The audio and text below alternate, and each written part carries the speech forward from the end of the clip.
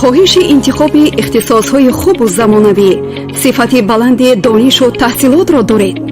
пас марҳамат ба донишгоҳи давлатии ҳуқуқ, бизнес ва сиёсати Тоҷикистон ки барои шумо имконият ва шароити хуби таҳсил дар аудитория, лабораторияҳои муҷаҳҳазу барҳаво бо истифода аз технологияҳои инноватсионӣ, интернет, китобхонаи илмӣ ва электронӣ, баҳрабардорӣ аз низоми мукаммали шабакавӣ ва технологияҳои иттилоотӣ, марказҳои компютерӣ ва тестӣ, марказҳои омӯзиши Аврупо ва забонҳо, парки технологӣ, варзишгоҳ, хобгоҳи замонавӣ ва шароити хуби фароғату таълим, машғулият бо иштироки устодони варзида ва соҳибтахассус, имконияти идомаи таҳсил дар донишгоҳҳои бонуфузи хориҷӣ, кор бо барномаҳои байналхалқӣ, таҷрибаомӯзӣ дар коргоҳ ва муассисаҳои пешқадамро пешниҳод менамояд. орзуҳои шумо дар донишгоҳи мо амалӣ мегардад.